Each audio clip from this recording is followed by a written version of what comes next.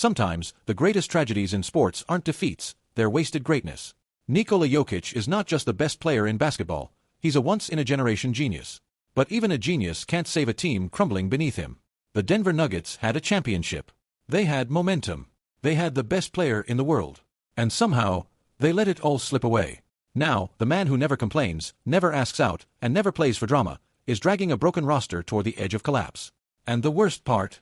He's too loyal to walk away. This is not just about missed shots or bad contracts. It's about how an NBA franchise, brick by brick, is burying the best player of our time under the weight of its own mistakes. He doesn't move like a superstar. He doesn't speak like one either. There are no viral quotes. No flexed muscles. No signature shoe deal. Just a broad-shouldered man from somber Serbia, with eyes that see things on the basketball court that no one else can. Nikola Jokic doesn't dominate you with force. He dissects you. Slowly. Quietly. And then completely. In a league of high flyers and highlight dunks, he's the anomaly, a man who plays basketball like a grandmaster moves chess pieces. One pass ahead. One pivot away. Always in control. But on this night, even his genius was facing its limits. Game 7. The arena wasn't buzzing, it was holding its breath. Because somehow, despite having only 3 players his coach could trust, despite a bench filled with names most fans barely knew, despite front office decisions that had chipped away at the championship roster brick by brick, Nikola Jokic still had the Nuggets here, on the edge of something impossible. And the fans knew it. They felt it in their bones. This wasn't just a game. It was a plea, to fate, to luck, to anything that would listen. Please, just give Jokic a chance. The lights were low. The anthem had ended. And as the first whistle blew, you could almost hear the weight of expectation in the air. Every eye locked on number 15. Because if anything magical was going to happen, it had to start with him. He touched the ball for the first time, mid-post, elbow extended, 2 defenders circling. He waited. Didn't flinch. Eyes scanning. Feet planted like roots in the hardwood. Then suddenly, with a flick of the wrist and no look at all, the ball rocketed through a sliver of space that shouldn't have existed. A laser to a cutting Christian Braun. Layup. Crowd erupts. Thunder cracks. It was the first brushstroke on a masterpiece that would test the limits of what one man could do alone. And it wouldn't be the last. Because Jokic wasn't here to survive this night. He was here to rewrite it. Game 7. A night when legends are made, or broken.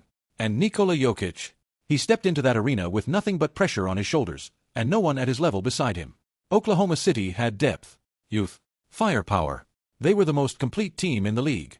Denver had doubts, injuries, a skeleton rotation, and a coach running out of trust. Only 3 players Malone could rely on, 3 men to hold up the weight of a crumbling empire. And in the middle of that chaos stood Jokic, calm as ever, like a lighthouse in a storm. The Nuggets were down by 6, early in the second quarter. The game hadn't yet tipped into desperation, but you could feel the tension rising.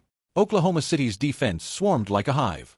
Every time Jokic touched the ball, 2 bodies collapsed on him. Arms up, elbows out, daring him to force it, daring him to panic.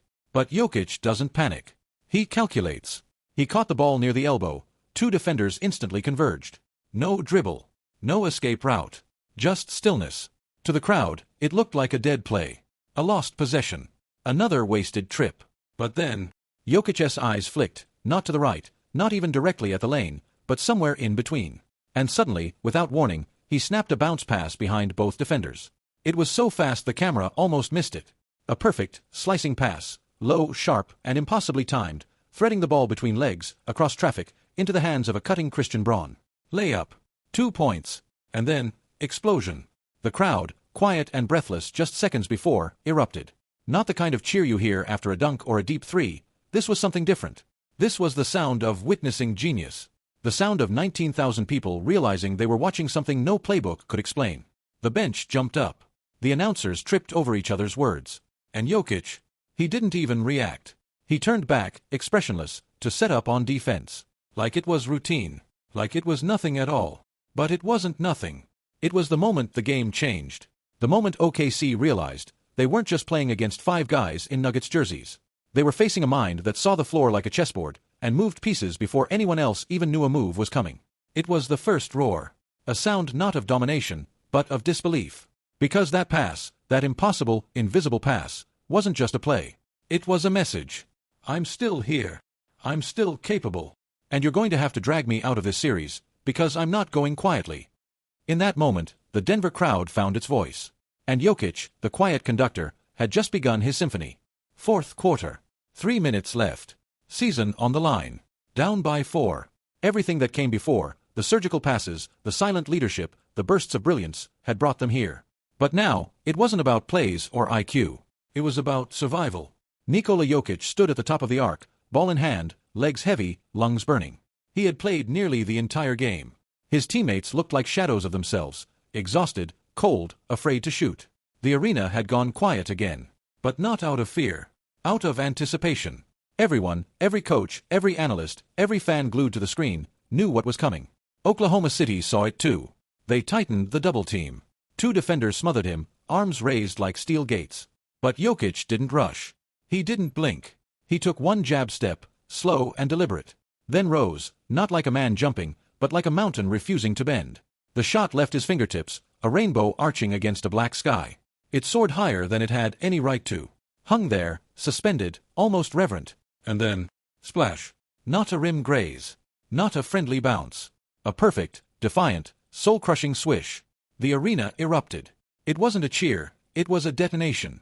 Like the building itself had been holding in its breath all game, and finally let it out in one massive, emotional volcanic scream. Fans weren't just cheering, they were crying. Teammates didn't just celebrate, they collapsed, arms raised, unable to believe what they just witnessed. Even the OKC bench? Silent. Shocked. Mouths open. Eyes wide. Because that wasn't just a shot. It was resistance. It was rebellion. A man with a broken team, failing leadership, and a front office that had gutted his support system had just declared war on the narrative. On logic. On reality. He didn't just beat the shot clock. He beat the odds. He beat the silence. He beat the system. In that one moment, frozen in time, Nikola Jokic reminded the world that greatness doesn't need help to exist. It just needs a moment. The camera panned to a young fan in the crowd, hands on their head, mouth wide open, tears in their eyes. That kid will remember this night forever. Not because the Nuggets won, but because Jokic refused to let them die quietly. That shot, that singular, seismic, soul-rattling 3, didn't just keep the Nuggets alive. It became a chapter in basketball history. You'll see it in documentaries. You'll hear it in barbershops. You'll feel it in the echoes of Ball Arena for years to come. He didn't just shoot. He detonated. And from the rubble, he rose, unshaken, unbothered, unbreakable. When the clock hit 0, there was no confetti, no champagne, no parade waiting in the wings. But none of that mattered. Because what we had just witnessed was something far rarer than a win. It was purity. It was loyalty in its rawest form. It was greatness, unprotected, unsupported, refusing to bow. Nikola Jokic didn't play Game 7 for headlines. He didn't scream into the cameras. He didn't pound his chest or wave to the crowd after every shot. He simply carried. He carried teammates. Expectations. The weight of every bad contract and every front office mistake. He carried the hopes of a fanbase too numb to even believe anymore. And he did it with a calm that made you wonder, does he even know how hard this is? But of course he does. Jokic is not naive. He knows his team is flawed. He knows the odds are cruel. But still, he stays. Because for Nikola Jokic, basketball isn't about escape. It's about commitment. He could have left. He could have done what others have, demand help, demand trades, demand more. But instead, he stood in the fire and said, "This is mine, and I will carry it as far as I can." And in that Game 7, with nothing left to give and no one left to lean on, he gave us something eternal. A pass through traffic that made no sense. A shot from the heavens that silenced an arena. A performance that didn't just flirt with greatness, it defined it.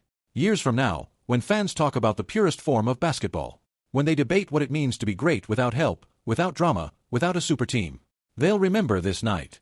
Not because Denver won a title. Not because a banner was raised. But because one man stood tall, as everything around him fell apart, and still found a way to lift everyone else. That kind of legacy doesn't fade. It doesn't need trophies. It echoes. It echoes in the empty gym where a kid in Serbia shoots with no crowd. It echoes in the eyes of every underdog who dares to believe their brilliance will be enough. And it echoes in Ball Arena, where on one impossible night, a quiet man made the loudest statement of all. Nikola Jokic didn't just survive Game 7. He etched his story into the walls of NBA history, not with a roar, but with a whisper the world will never forget. The crowd may have gone quiet, but his legacy still echoes.